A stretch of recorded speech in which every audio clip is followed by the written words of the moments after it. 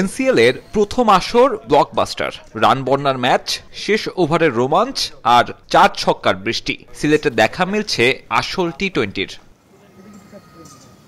এসব রান বন্যার ম্যাচ উপহারের কৃতিত্ব কবির হোসেনের। পদবি ডেপুটি কিউরেটর হলেও সিলেটের 2 ভেন্যুর দায়িত্ব তিনিই সামলাচ্ছেন শেষ 3 বছর। এর আগে ছিলেন মিরপুরের হোম অফ ক্রিকেটে।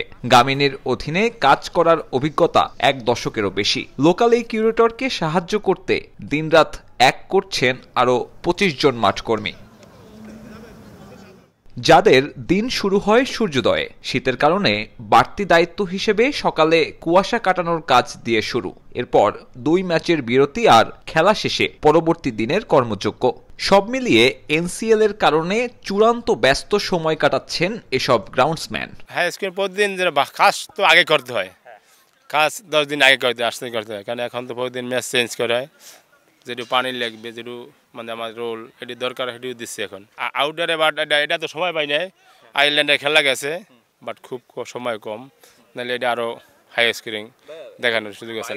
হাড়ভাঙা খাটনির গল্প শুনে প্রশ্ন উঠতে পারে তাদের পারিশ্রমিক নিয়ে। সেটা অবশ্য আকর্ষণীয় নয় মারকাটারি টি-20-র মতো। এনসিএল এর ব্যস্ততায় দৈনিক 13 ঘন্টার বেশি কাজ করলেও দুপুরের খাবার সহ দৈনিক মজুরি মাত্র 600 টাকা। হাতে গোনা যে কজনের স্থায়ী চাকরি, তাদের বেতনের পরিমাণ খানিকটা বেশি।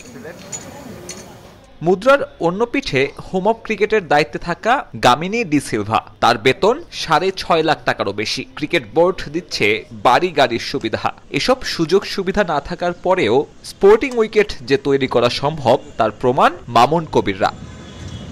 সিলেটের এই ভেন্যু একের পর এক টান টান উত্তেজনার ম্যাচ উপহার দিয়ে চলেছে। প্রতিদিন টানা 2 ম্যাচ, তারপরেও উইকেটের ওপর তার কোনো প্রভাব নেই।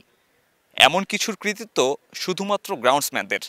এখানকার গ্রাউন্ডসম্যান যেভাবে কাজ করে যাচ্ছে একটা টুর্নামেন্টকে সফল করার জন্য, তাতে এদেরকেও কৃতিত্ব দেওয়া উচিত বিসিবির।